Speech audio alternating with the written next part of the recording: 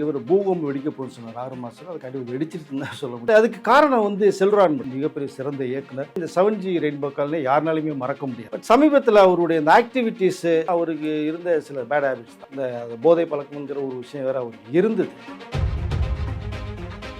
இப்போ செல்வராகவனுக்கும் அவங்க ஒய்ஃபுக்குமே பெரிய இஷ்யூ போயிட்டு இருக்கு. இது என்னைக்குனாலும் டிவோர்ஸ்ல போய் முடியலாம். கண்டிப்பாக டிவோர்ஸ் பண்ணுறதுக்கான நிறைய வாய்ப்பு நெருங்கிக்கிட்டு இருக்கு. நீங்கள் சேட்டையில் 1000 பண்ணும்போது எல்லாம் கூட இருந்தாங்க. கீதாஞ்சலியும் பிரிஞ்சு போயிட்டாங்க. நீங்கள் போட்ட இன்ஸ்டாவில் போட்ட எல்லா பதிவுகளுமே எடுத்துட்டாங்க. பிரச்சனை சண்டைனா ஒரு பொண்ணு இப்படி தாங்க வாழ முடியும்.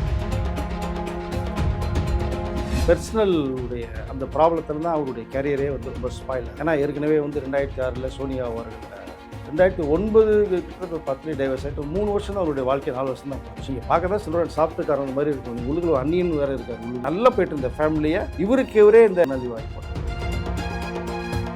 11 இவர்கிட்ட அசிஸ்டன்ட் டேட்டா ஒர்க் பண்ண கீதாஜியோடைய குணம் எனக்கு தெரியும், வேண்டாம் நான் பண்ணிக்கிறேன்னு சொல்லி தேவையில்லாமல் செல்வராஜ் கல்யாணம் பண்ணி ஒரு 15 வருஷம் லைஃப் நல்லா தான் போட்டு 3 பசங்க வேறு இருக்குது. பட் அதையாவது நீ ஃபஸ்ட் லைஃப்பை தான் நீங்கள் மிஸ் பண்ணீங்க. செகண்ட் லைஃபாக நீங்கள் ஸ்டடி பண்ணிங்கன்னா கிடையாது. தனுஷ் என்ன நிம்மதியாக நினைக்கிறீங்களா நீங்கள்? இவர் சொல்கிறாரு, அவர் சொல்லலை, அவ்வளோதான் வித்தியாசம். தனுஷ் வாழ்க்கையில் அவரு ஹாப்பியாக கிடையாது. சூப்பர் ஸ்டார் ரஜினி எல்லாம் இருக்குங்கிற தள்ளி வச்சு பார்த்தீங்கன்னா ஒரு அப்பா தானே தனுஷ் அப்பா அம்மா பேசுகிறாங்க. தனுஷ் சுத்தமாக கேட்கணும். அந்த போதைங்கிற ஒரு பாக்கத்துக்கு அடிமையானதுனால உடல்நிலை சரியில்லாமல் நீங்கள் வந்து ஹார்ட் ஃபெயிலியர் வந்து அப்போலோ ஹாஸ்பிட்டல் அட்மிஷன் ஆகிட்டு வந்து இனிமேல் சாப்பிட்டா உங்களுக்கு ப்ராப்ளம் அப்படிங்கிற ஒரு விஷயம் கண்டிஷன். இப்போ இனிமேல் மது அறந்துட்டாலே அவரோட உடல்நிலைக்கு வந்து ரொம்ப. ஆமாம் சார். வணக்கம் சார். வணக்கம் சார். நமக்கு எல்லாத்துக்குமே செல்வராகவன் அவர்களை பற்றி நல்லாவே தெரியும். ஒரு நல்ல இயக்குனர். இப்போ தொடர்ந்து ஒரு நல்ல நடிகராகவும் பலம் வந்துட்டு இருக்காரு. அவரோட தம்பி வந்து ஒரு பக்கம் சினிமா துறையில் ஒரு முக்கிய இடத்த பிடிச்சிட்டு இருக்காரு. செல்வராகவன் ஒரு 6 மாதத்துக்கு முன்னாடி ஒரு இன்டர்வியூவில் வந்து சொல்கிறாரு, அடுத்து வந்து ஒரு சில பெரிய பூகாம்பம் வெடிக்க போகுது, அதை எல்லாத்தையும் நீங்கள் பார்க்க போறீங்கன்னு சொல்கிறாரு. அப்போலேருந்து சமூக வலைதளங்களில் தொடர்ந்து ஒரு சில ட்விட்டு போடுறாரு. எல்லாத்தையுமே சம்மந்தமே இல்லாமல் ஏதேதோ ஒரு ட்விட்டு, மனசு வந்து கஷ்டமாக இருக்குது, தனிமை தான் இனிமை அப்படின்ற மாதிரிலாம் போகிறாரு. என்ன ஆச்சு? எதனால இந்த ஒரு நிலைமை அவருக்கு? இல்லை, மிகப்பெரிய கேள்விக்குறி தான். அவருடைய ஃபியூச்சர் எதிர்காலங்கிறது மிகப்பெரிய பூகம்பம் வெடிக்க போகுதுன்னு சொன்னார் 6 மாதத்தில். அது கண்டிப்பாக வெடிச்சிருச்சுன்னு தான் சொல்ல முடியும். அவர் வாழ்க்கையில் ஒரு சூறாவளி காற்று வந்து இப்போ வீசிக்கிட்டு இருக்கு. பட் அதுக்கு காரணம் வந்து செல்வராஜ் மட்டும்தான் சார். என்னென்னா, இப்போ நம்ம ஒரு விஷயம் பண்ணணும்னா திரும்பி நமக்கு வந்து ரிப்பீட்டாக அடிக்குங்கிற சின்ன லாஜிக் தான் அது. அந்த லாஜிக் அவருக்கு நிறையாவே தெரியும். நீங்கள் சொன்ன மாதிரி மிகப்பெரிய சிறந்த இயக்குனர். இப்போ வந்து நிறையா படங்களில் ஒரு கேரக்டர் ஆர்டிஸ்ட் நடிச்சு அவருக்கு ஏற்ற ஒரு முக்கியமான கதாபாத்திரமாக உருவாகுது. அப்படி சமீபத்தில் படத்தில் இந்த பகாசுரன் சூப்பராக பண்ணியிருப்பாங்க. இப்போது லாஸ்ட்டாக வந்து விஷ்ணு விஷால் ஆரியன் படம் வந்துன்னா அவர் வச்சு தான் இந்த கதையை நகரும். ஸோ நல்ல என்ன சொன்னால் கலைஞர். கிட்டத்தட்ட ஒரு ஒரு ஒரு 3-4 படங்கள் வந்து சூப்பர் டூப்பர் ஹிட் கொடுத்தவர்கள். ஒரு லவ் சப்ஜெக்ட் அப்படின்னாலே இந்த 7G ரெயின்போ காலனி யாருனாலுமே மறக்க முடியாது. ஸோ அப்படி ஒரு படம் கொடுத்தவர் தான். பட் சமீபத்தில் அவருடைய இந்த ஆக்டிவிட்டீஸு, சிலருடைய பர்சனல் உடைய அந்த ப்ராப்ளத்தில் தான் அவருடைய கேரியரே வந்து ரொம்ப ஸ்பாயில் ஆகுது. ஏன்னா ஏற்கனவே வந்து 2006 சோனியா அகர்வால் கல்யாணம் பண்ணி 2009 கிட்டத்தட்ட 10 டைவர்ஸ் ஆகிட்டு 3 வருஷம் தான் அவருடைய வாழ்க்கை. 4 வருஷம் தான் போச்சு. பட் அருமையான ஒரு கேரக்டர் சோனியா அவர்கள் பார்த்தீங்கன்னா ரொம்ப க்யூட்டாக, ரொம்ப ரொம்ப அழகானவங்க.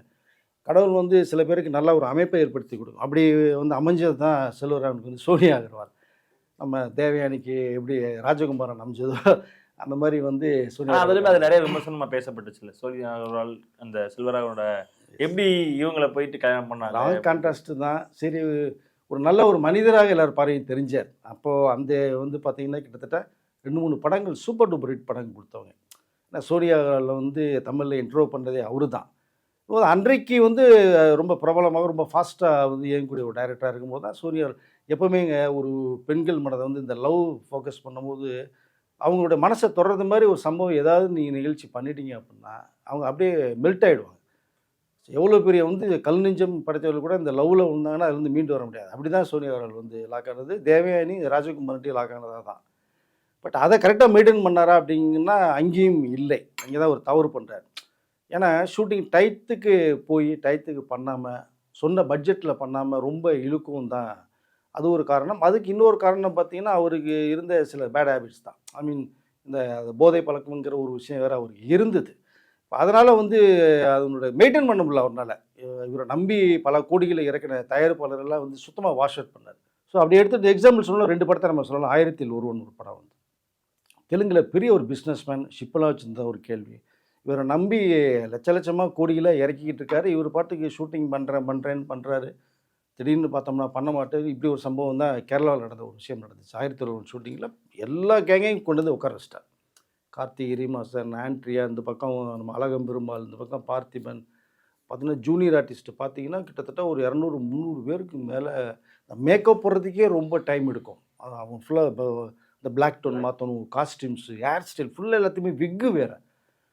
பயங்கரமாக நீ பார்த்தீங்கன்னா வரும்போது நார்மலாக பியூட்டியாக வரவங்க திடீர்னு மேக்கப் போட்டு அந்த விக்கெல்லாம் வச்சு பார்த்தோம்னா யார் மாதிரியே தெரியாது. அப்படி ஒரு கெட்டப் சேஞ்சஸ் வரும் ஜூனியர் ஆர்டிஸ்ட்டுக்கே. அவ்வளோ செலவு பண்ணி பிரம்மாண்டமாக பண்ணிகிட்டு இருந்த ஒரு படம் பார்த்தீங்க அப்படின்னா திடீர்னு லொக்கேஷன் வருவார். நான் வந்துடுறேன்னு சொல்லிட்டு போகிறவர் வரமாட்டார்.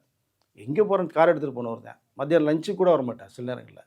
ஈவினிங் வரைக்கும் ஆகிடும். அங்கெல்லாம் ஒரு 3, 4 மணிக்கு மேலே உங்களுக்கு சன்லைட் போயிடும், டார்க் ஆகிடும் உங்களுக்கு. 4 மணிக்கு 5 மணிக்கு மேலே படம் பண்ணவும் முடியாது. ஏன்னா சிறுத்தை புள்ளியில் நிறைய நடமாட்டம் அதிகமாகிடும் உங்களுக்கு. அதை 2வது பார்த்தீங்கன்னா நம்ம அதிரப்பள்ளி ஃபால்ஸ் பக்கத்தில் ஒரு பெரிய ஒரு ரேக் ஒன்று இருக்குது உங்களுக்கு. ஃபால்ஸுக்கு ஆப்போசிட்டே அங்கே ஒரு ஷூட் பண்ணுறாங்க. ஷூட் பண்ணால் நைட் எஃபெக்ட்ன்ட்டார். அங்கே கேரளா மக்களே வந்து இங்கே நைட்லாம் ஷூட் பண்ண முடியாதுங்க, பெரிய ப்ராப்ளம். 6 மணிக்கு மேலே நீங்கள் பண்ணிங்கன்னா இங்கே சிங்கம், புலி, சிறுத்தையில் வந்து ஒரு மான் அடித்து சாப்பிட்டு போன ஒரு புலியினுடைய அடையாளம் மான் இறந்து கிடக்கிற மானையும் காமிக்கிறாங்க. தயவுசெய்து வேண்டாம் நைட் ஷூட்டிங்னா. நைட் பண்ணுவேன்ட்டார். நீ என்ன பண்ணுவீங்க நீங்கள்? அங்கே எல்லாமே கார்த்திகளை என்ன சார்ன்றாங்க உள்ள. 2வது பார்த்தீங்கன்னா அந்த ஃபால்ஸ்லேருந்து வந்து சாலக்குடியில் தான் ரூம் போட்டிருக்காங்க எல்லாருக்குமே. அது வழியாக வரும் பார்த்தீங்கன்னா காட்டு யானைகள் நைட்டு தண்ணி குடிக்க வரும்.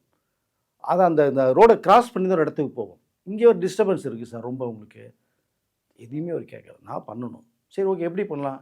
இது பெங்களூர்லேருந்து பலூன் லைட் ஒன்று அன்றைக்கெலாம் பார்த்தீங்கன்னா ஒரு கால் ஷீட்டுக்கு ஒரு 50,000 ஏதோ பேசப்பட்ட ஒரு விஷயம்.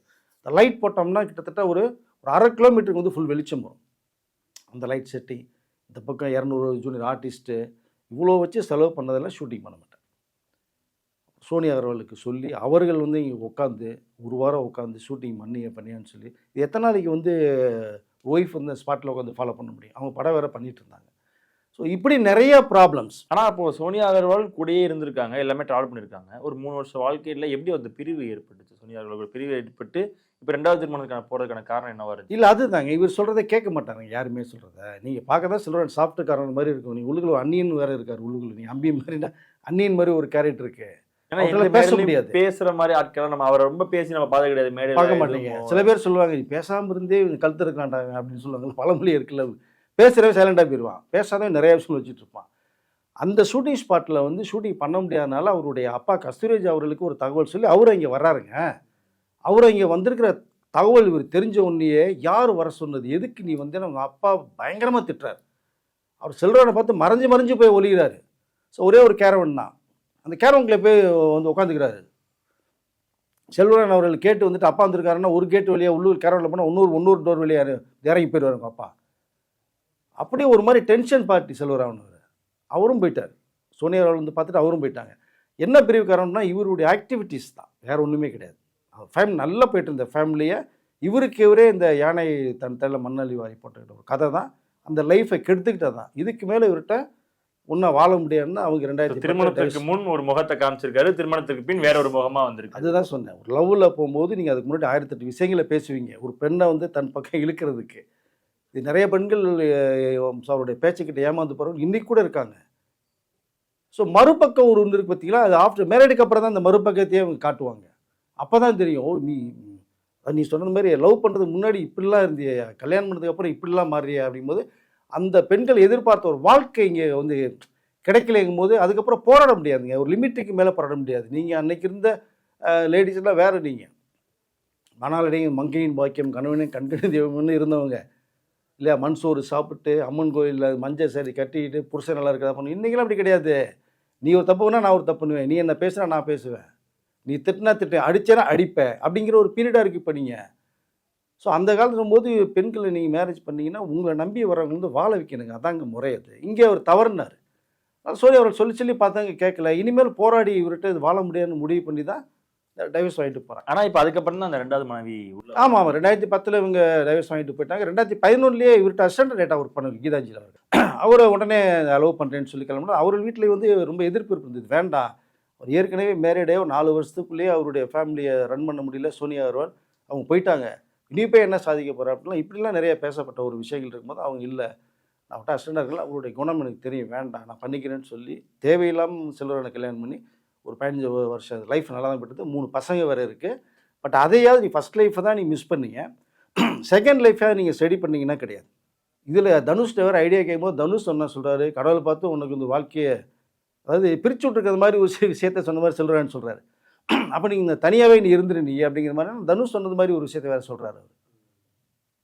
இப்போ எதனைக்கு இது போகிறாங்க, 2 பேரும் அண்ணன் தம்பி போகிறான்னு தெரியல. இந்த ஒரு பக்கம் பார்த்தீங்கன்னா செல்வராயன் லைஃப் எப்படின்னா, இன்னொரு பக்கம் தனுஷோட லைஃப். ஏன்னா நெட்டிசன்கள் எல்லாமே இந்த ட்விட்டர் பக்கத்தில் செல்வராகவன் ரொம்ப மனசு உடஞ்சு போயிருக்காரு, நிறையா விஷயங்கள் வந்து தனிமையில் இருக்க மாதிரி இது போகிறாரு, தனுஷ் ஏன் எதுவுமே சொல்ல மாட்டாருன்னு சொல்லி நிறைய விமர்சனங்கள் வருது. ஏன்னா தனுஷே இப்போ அப்படி தான் இருக்காரு. ஆக்சுவலாக பார்த்தோம்னா தனுஷே இப்போ குடும்பத்தெல்லாம் விட்டுட்டு தனியாக தான் இருக்காரு. தனுஷ் என்ன ஆறுதல் சொல்ல முடியும் இப்போ இவருக்கு போயிட்டு? இப்போ இல்லை, ஆறுதல் சொல்லி பார்த்தாங்க, படங்கள் கொடுத்து பார்த்தாங்க, எவ்வளோ விஷயங்கள் பேசப்பட்டது, செல்வராயன் கேட்கல. இப்போ தனுஷ் என்ன நிம்மதியாக நினைக்கிறீங்களா நீங்கள்? இவர் சொல்கிறாரு, அவர் சொல்லலை, அவ்வளோதான் வித்தியாசம்.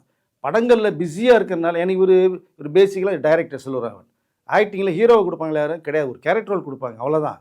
ஒரு 5 நாள் 10 நாள் தான், அவ்வளோதான். அப்புறம் திரும்பி வீட்டு தான் வரணும். ஸோ படம் இவர் நம்பி பண்ணுறதுக்கு எந்த ப்ரொடியூசரும் கிடையாது. 7G ரெயின்போ காலனி பார்ட் 2 எடுக்கிறாங்க, அதை கூட இப்போ வந்து இன்னும் ஃபுல்லாக பண்ணல. ஒரு 70-80% தான் முடிச்சிருக்காங்க. அது ரிலீஸ் சொல்லிக்கிட்டே இருக்காரு, எப்போ ரிலீஸ் ஆகுன்னு தெரியல. நீங்கள் எல்லா ப்ரொடியூசரும் காலி பண்ணிவிட்டு திரும்பி ஒரு ப்ரொடியூசரையும் நீங்கள் கொடுத்தவங்களே நீங்கள் மிஸ் பண்ணிங்கன்னா என்ன அர்த்தம் நீங்கள் அதை? ஸோ அது ஒரு பக்கம் மிஸ்ஸிங். தனுஷ் வாழ்க்கையில் அவரு ஹாப்பியாக கிடையாது. அவர் போடுற காஸ்டியூம்ஸில் லட்சக்கணக்கில், ஒரு ஷூ 20 லட்சம், வாட்ச் 1 கோடி ரூபான்னா கூட மனுஷன் பகல் பொழுது ஓடலை, ராத்திரி பொழுது எப்படி நீங்கள் ஓட முடியும்? நீங்கள் தனுஷ் எல்லாம் இருந்தும் நிம்மதி இல்லாமல் இருக்காரு. ஐஸ்வர்யாவை துரத்தி லவ் பண்ணவருங்க, வேணான்னு சொல்லி கூட பிடிவாதமாக சொன்னார். சரி, இந்த பெண்களை தான் சொன்னேன் இல்லையா, கொஞ்சம் வந்து இது மெல்ட் ஆயிடுவாங்கன்னு சொல்லி தனுஷும் ஃபாலோ பண்ணி கேளம்பாக்கம் வீட்டுக்கெல்லாம் போயிடுவாருங்க. ஒரு பண்ணை வீட்டு, ரஜினி சார் பண்ணை வீட்டுக்கு ரஜினி சாரை போய் பார்த்து எப்படியாவது அவர்கிட்ட பேசி ஆசீர்வாதம் வாங்கிட்டு உங்கள் பொண்ணை கல்யாணம்னு சொல்லி எவ்வளோ விஷயங்கள். இதுக்கு எதுக்காக தனுஷ் வர்றாருனே தெரியாமல் இருந்தது ஒரு பீரியட் வைங்க. ஏன்னா அவர் வந்து 2 படம் தான் ஏதோ தான் பண்ணார் அவர். தனுஷ் யாருன்னே தெரியாது. இன்றைக்கி பெரிய ஸ்டார், அன்றைக்கெல்லாம் பெரிய ஸ்டாரே கிடையாது. இன்றைக்காவது பார்க்குறது மாதிரி இருப்பார், அன்றைக்கி வந்து அவர் பார்க்கவே முடியாது. அப்போ தனுஷை பார்த்தோன்னே இங்கே ரஜினி சாருக்கு ஷாக்கு, என்னது இது? அப்புறம் ஐஸ்வர்யா லவ் பண்ணுறேன் அப்படின்ற ஒரு மேட்ரு போது, தனுஷோட சிஸ்டர் தான் பொண்ணு கேட்க வராங்க ஐஸ்வர்யாவை, அவங்க நல்ல பழக்கம். ரஜினி சார் வேறான்னு தான் சொன்னார் இதை ஐஸ்வர்யா கிட்ட, பட் கேட்கல. ஆனால் சில விஷயங்கள் அந்த ஃபெய்த்துன்னு ஒன்று இருக்குது. 2022 அவங்களுக்குள்ள பிரச்சனை நிறையா வருது. பட் கிட்டத்தட்ட ஒரு 2024 வரைக்குமே 2 வருடமாக போராடுறாங்க. ரஜினி சார், நீ சூப்பர் ஸ்டார் ரஜினி எல்லாம் இருக்குங்கிற தள்ளி வச்சு பார்த்தீங்கன்னா ஒரு அப்பா தானே அவர். பட் பொண்ணுடைய லைஃப் இப்படி ஸ்பாயில் ஆகும்போது எவ்வளோ சேர்த்துக்கு முயற்சி பண்ணுறாங்க. தனுஷ் அப்பா அம்மா பேசுகிறாங்க, 2 பேருமே கேட்கல. தனுஷ் சுத்தமாக கேட்கல. பிடிவாதமாக 2020-2024 வரைக்கும் பிடிவாதமாக 2 வருஷம் ஓட்டுறாங்க. 2024 அவர் முடியாத டைவர்ஸ் வாங்கிட்டு போயிட்டார். இப்போ அவர் ஜாலியாக சுற்றிட்டு இருக்காரு தனுஷ். எல்லாம் இருக்குது, அவன் நிம்மதி இல்லாமல் இருக்கார். இதுதான் வாழ்க்கை. நீங்கள் பசங்க 2 பசங்க இருக்காங்க, லிங்க யாத்திரை நான் ஹீரோவை பண்ண போகிறாங்க, நல்ல பேக்ரவுண்ட் ஃபேமிலி. ரஜினி சார் ஃபேமிலிலாம் சாதாரணமாக உங்களுக்கு ஸோ உலகம் பூரா தெரியுங்க. அப்படிப்பட்ட லைஃப்பை வந்து இந்த தனுஷ்க்கு எடுத்துகிட்டு இருக்காரு. இன்றைக்கி சின்ன வயசு ஓடுறீங்க, இன்னொரு அப்படியே 15 வருஷங்கள் திரும்பி பார்த்தீங்கன்னா உங்கள் லைஃப் 0 ஆகி நிற்கும். அப்போ என்ன பண்ணுவீங்க? இதே உங்கள் பசங்க 2 பேர் இருக்காங்க, அவர் இந்த நல்ல வழி கொண்டு போகிறதான ஒரு விஷயம். 2 பசங்களும் இப்போ வந்து அவங்க தாத்தா ரஜினி சார்ட்டையும் அம்மாக்கிட்டையும் இருக்கிறதுனால கரெக்ட் பொசிஷனில் ட்ராவல் ஆகுறாங்க. ஒரு ஜென்ஸ்னால பசங்களை மெயின்டைன் பண்ணி வளர்க்க முடியாதுங்க.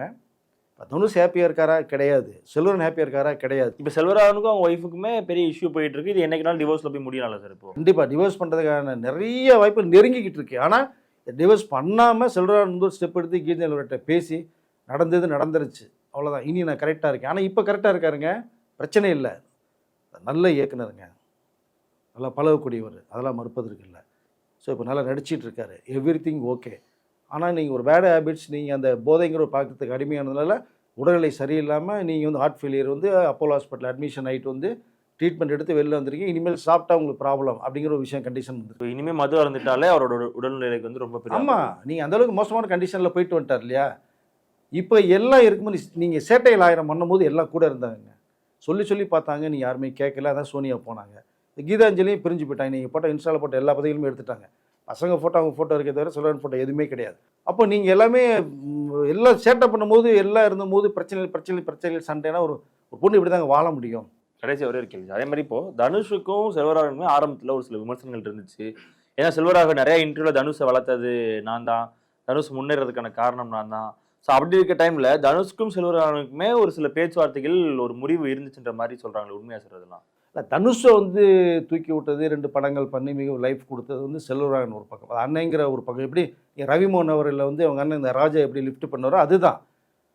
ஆக்சுவலாக நீங்கள் பணத்தை போட்டோ சிரமப்பட்டோ நீங்கள் உருவாக்கலை, நீங்கள் கதையை உருவாங்க, ஒரு டைரக்ட் பண்ணுறீங்க, உங்களுக்கும் ஒரு லைஃப் தான் அது. தனுஷ்னால உங்களுக்கு லைஃப், உங்களால் தனுஷ்க்கு ஒரு லைஃப். ஸோ 2 பேர் வளர்ந்துட்டீங்க. ஸோ நீங்கள் தனுஷ் வந்து ஹாலிவுட் வரைக்கும் போயிட்டார். இப்போ நீங்கள் ஒரு பீரியடு வரைக்கும் தான் அண்ணன்ற வந்து இது பார்க்க முடியும், உதவிகள் பண்ண முடியும், சில விஷயங்களை சொல்ல முடியும். அதுக்கு மீறி நீங்கள் கேட்கலன்னு என்ன பண்ணுவீங்க? ஒன்றுமே பண்ண முடியாது. அதுக்கு பிறகு மயக்கம்னு படம் கொடுத்தாரு உங்களுக்கு, அந்த வாய்ப்பை கொடுத்தாரு. அதை சரி பண்ணிங்களா நீங்கள்? அதையும் வரல, அதையும் ஷூட்டிங் ஸ்பாட் கரெக்டாக வரல. ஒரு மாலை நேரத்து மயக்கம் பண்ணணும்னு சொல்லி ஒரு ப்ரொடியூசரே காலி பண்ணார், எடிட்டரை. ஸோ ப்ரொடியூசரை பணம் வாங்கிட்டு பண்ணுறாரு, அந்த படத்தையும் டைரக்ட் பண்ணணும்னு சொல்லி அதை டைரக்ட் பண்ணார். அதுவும் பண்ண முடியாமல் தான் அப்புறம் கீதாஞ்சலி வந்து அந்த படத்தை நான் டைரக்ட் பண்ணேன்னு சொல்லி சிலரோட சேர் போட்டு பக்கத்தில் உட்காந்துக்க, நீ பேசாமல் நான் டைரக்ட் பண்ண, அவங்க டைரக்ட் பண்ணாங்க, டைட்டில் அவங்க பேர் கீதாஞ்சலி பேர் தான் வரும் உங்களுக்கு. அதை ஸோ இவ்வளோ பிரச்சனை. தனுஷ் எவ்வளோ தான் பண்ண முடியும் உங்களுக்கு? வாழ்க்கையில் அவரே நிம்மதி இல்லாமல் சுற்றிட்டு இருக்காருங்க. இப்போ போய் வந்து இவரை எப்படி பார்க்க முடியும்? நீ அப்பா அம்மா பேச்சை இதை வந்து நீ கேட்க மாட்டேங்கிறீங்க, ஒய்ஃபை நீங்கள் வச்சு உங்கள் பசங்க உங்களுக்கு இருக்குது, அதையும் நீ பார்க்கல நீங்கள். இப்போ நான் கரெக்டாக இருக்கேன்னு திரும்பி பார்த்தா அவங்க கூட யாருமே இப்போ இல்லை. அதான் வாழ்க்கை. செய்கிற சேட்டை பண்ணும்போது நாளையும் சிந்திக்கணும். நீங்கள் ஒரு விஷயம் பண்ணுறீங்களா, யாருக்கும் கஷ்டம் இல்லாமல் டிஸ்டர்ப் இல்லாமல் ஒரு விஷயத்தை பண்ணணுங்க. நீங்கள் எல்லாத்தையும் டென்ஷன் பண்ணி பண்ணும்போது அந்த தவறு வந்து அவர்கள் சேர்ந்து என்ன பண்ணுவீங்க? நீங்கள் அதை பார்த்துட்டு சகிச்சுட்டு இருக்க முடியுமா? முடியாதுல்ல. அப்போ நீங்கள் எல்லாத்தையும் வந்து நம்மளை மாதிரி நினைக்கணும். ஸோ செல்வராகவன் எதுவுமே நினைக்கல, போட்ட பதிவு தான் 6 மாதத்துக்கு பிறகு பெரிய ஒரு பூகம்பம் வெடிக்க போகுதுன்னு வெடிச்சிருச்சு. நிறைய ப்ராப்ளங்கள் உருவாயிடுச்சு. இப்போ இவர்கள் சேர்ந்து வாழ்வாங்களான்னா கண்டிப்பாக வாழ்றதுக்கான வாய்ப்புகள் கொஞ்சம் கம்மி. கீதாஞ்சலி அவர்கள் 2வது பக்கம் பார்த்தீங்கன்னா அவங்க ஒரு இன்ஸ்டா ஒரு பதிவு போட்டாங்க, அவருக்கு உடல்நிலை சரியில்லைங்கிற ஒரு விஷயத்தை வேற போட்டாங்க. ஸோ மூளையில் ஏதோ ப்ராப்ளம் இருக்கிற மாதிரி ஏதோ ஒரு விஷயத்தை அவங்க இன்ஸ்டாவில் போட்டதாக ஒரு தகவல் அது. ஸோ இதெல்லாம் பார்க்கும்போது இவங்க பண்ண டென்ஷன் ஸ்ட்ரெஸ்ஸில் ஓவாகி அவங்க உடல்நிலை சரியாக போச்சுன்னா என்ன பண்ண முடியும்? யாரும் பொறுப்பாக முடியும் இப்போ அதை? இல்லையா? இப்போ எல்லாத்தையும் பார்க்கும்போது இனி வாழப்போகிற வாழ்க்கையாவது நிம்மதியாக வாழணும்னு சொல்லிட்டு போயிட்டாங்க. இப்போ இவர் போய் ஒன்றும் இல்லை, டைவர்ஸ்க்கு முன்னாடி போய் அவங்க வீட்லேயோ அவங்ககிட்டயோ பேசி பசங்களுக்காக இருப்போம்னு சொல்லி காம்ப்ரமைஸ் பண்ணி கூப்பிட்டு வந்து இவங்க லைஃப்பை ரெடி பண்ணாங்களா பரவாயில்ல. இந்த மேட்ரு எப்படி வெளில வந்துச்சு உங்களுக்கு? அவங்க இன்டர்வியூ ஒன்று தனியாக கொடுக்கல, செல்வராகவன் வந்து இன்ஸ்டால் பண்ண ஒன்றும் பண்ணலை, போட்ட பதிவு நீக்கினாங்க. அதன் மூலமாக தான் நீ சோஷியல் மீடியா தான் நீங்கள் தும்முனாலே வந்துருமே, இத்தனை தடவை தும்முனார் 4 தடவை வந்துருமே உங்களுக்கு. அப்போது நீங்கள் தான் ஒரு விஷயத்த வெளி உலகத்துக்கு சொல்ல வரீங்க நீங்கள். அப்போ இது வந்து ஒரு வீட்டுக்குள்ளே நடக்கிற மட்டும் நீங்கள் பிரச்சனைகளை வச்சு பெருகளை வச்சு உங்களுக்குள்ளே பிரச்சனை வந்துன்னா காம்ப்ரமைஸ் பண்ணி போகணும். இது எதுக்கு நம்ம சொல்கிறோன்னா, செல்வராகவன் வந்து ரொம்ப ரசித்தவர்கள் எல்லா பேருமே. ஸோ படங்களை ரொம்ப ரசித்தவங்க நம்ம. அப்படிங்கும்போது ஒரு நல்ல இயக்குனர் வீணாக போயிடக்கூடாது. இப்போ நல்லா நடிக்கிறாங்க, உங்களுக்கு கதைகள் உருவாக்கப்படுது. அப்படிங்கும்போது அதை இழந்துடக்கூடாது அப்படிங்கிறதா. நீ 1901 பார்ட் 2 எடுக்கிறீங்க, புதுப்பேட்டை பார்ட் 2 எடுக்க போகிறேன்றீங்க, அதுக்கெல்லாம் மிகப்பெரிய பட்ஜெட். 1901 எடுக்க முடியுமா? நீங்கள் ஏற்கனவே வந்து பிடிச்சதை காலி பண்ணிட்டீங்க. ஸோ அப்போ நீங்கள் எல்லாமே சேர்ந்து இனிமேல் வாழ போகிற வாழ்க்கையை அது வாழ்கிறதே கொஞ்ச நாள் தாங்க. வாழ்க்கை யாருக்கு எந்த நேரத்தில் முடியும்னே தெரியாதுங்க, நம்ம கையில் கிடையாது. இதில் போட்டி, பொறாமை, ஈகோ, நான் இப்படி தான் பண்ணுவேன் அப்படி தான் பண்ணு குடும்பத்துக்கு எடுக்கலாம். தன்னுடைய பசங்க 3 பசங்களுடைய லைஃப் பார்க்கணும்ல சொல்கிறான் அவர் இல்லையா? இப்போ அதனால் ஒன்றும் இல்லை, இப்போவும் கெட்டு போகல, காலம் போகல, எல்லாம் நடந்துச்சுமா, ஓகேம்மா, சாரி கேட்கல என்ன ஆகிட போகுது? ஒய்ஃப் தானே, அவங்களும் வரப்போகிறாங்க. அந்த குடும்பம் நல்லா இருந்தீங்கன்னா சிறப்பாக இருக்கலாம். நீங்கள் மீண்டும் ஒரு படம் 7G ரெயின்பகல் பார்ட் 2 நல்லபடியாக முடிச்சு அனுப்புனீங்கன்னா ஹிட் ஆச்சு அப்படின்னா மீண்டும் உங்களுக்கு படங்கள் வாய்ப்பு இங்கே நிறைய வரப்போகுது. இந்த மெண்டல் மனதில் படம் பண்ணிகிட்டு இருக்காரு. முதல் டைட்டில் மாற்றினவர் முதல்ல மெண்டல் மனதில் யாராவது வைப்பாங்களாங்க? அந்த டைட்டில் வச்சுருக்காரு. இப்போ அதை சப்ஜெக்ட்டுக்கு உந்ததாக இருக்கட்டும்னு வச்சுங்க. பட் வெளியில் கேட்கும்போது ஸோ அதில் செல்வராகவனுடைய போட்ட பதிவு, அவர் வந்து ஏற்கனவே ஒரு வருஷத்தில் பிரச்சனையில் இருக்கார். ஸோ இன்றைக்கி மிகப்பெரிய ஒரு பூகம்பத்தை கிளப்பிட்டார், அவரே கிளப்பிட்டார், வேறு யாரும் கிளப்பலை. ஸோ உங்களுடைய அந்த மறைமுகமான இருக்கிற பிரச்சனைகளை வெளியுள்ளத்துக்கு இன்ஸ்டா மூலமாக நீங்கள் சொல்லிவிட்டீங்க. ஸோ தனுஷும் நிம்மதி இல்லை, செல்வராகவனும் நிம்மதி இல்லை. அவர்கிட்ட எல்லாமே இருக்குது, நிம்மதி இல்லை. இவர்கிட்ட எதுவும் இல்லை, நிம்மதி இல்லை. ஸோ 2 பேருமே மீண்டும் ஒன்றும் இல்லை. இப்போ டைவர்ஷன்னா நீங்கள் கேட்டீங்க, சட்டமன்றம் கொடுத்துருக்கு, அவ்வளோதான். ஸோ திரும்பி ஐஸ்வர்யம் தனுஷும் ஒன்று சேர போகிறாங்கன்னா வேணான்னு சொல்ல போகிறாங்க? சட்டம் வேணான்னு சொல்லும் கிடையாது.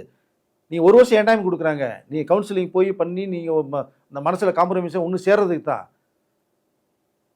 ஸோ இப்போ தனுஷ் அவர்கள் ஐஸ்வர்யா கூட ஒன்றா இருக்குன்னு சொல்லி ஓகேனாங்கன்னா 2 பேர் கண்டிப்பாக சேர்த்து வைக்க போகிறாங்க, முடிஞ்சு போச்சு, அவ்வளோதான். அவர்கள் வாழ்க்கையும் சிறப்பாக இருக்கும். செல்வராகவன் கேட்டால் கீதாஞ்சலி வரப்போகிறாங்க. இப்போ நீங்கள் சோனியா அவர்களை தூக்கி எறிஞ்சிட்டு வந்தீங்க, நீங்கள் பிரச்சனை பண்ணி. சோனியா அவர்கள் இன்ன வரைக்குமே இந்த படம் பண்ணிகிட்டு இருக்காங்க, புரிஞ்சுங்களா? இப்போ பருத்தின்னு ஒரு இந்த படம் பண்ணிகிட்டு இருக்காங்க. இப்போ அவங்க வந்து ரொம்ப ஆக்டிவாக இருக்காங்க. நீங்கள் டோட்டலாக ஃபீல்ட் அவுட் ஆனது மாதிரி ஃபேட் அவுட் ஆகிட்டீங்கல்ல. வாழ்க்கை ஒரு முறை தான், தயவுசெய்து வாழ்ந்துங்க. நல்ல இயக்குனர் மீண்டு வரணுங்கிறதா என்னுடைய ஒப்பீனியன் சார். ஓகே சார், நன்றி சார், நன்றி சார்.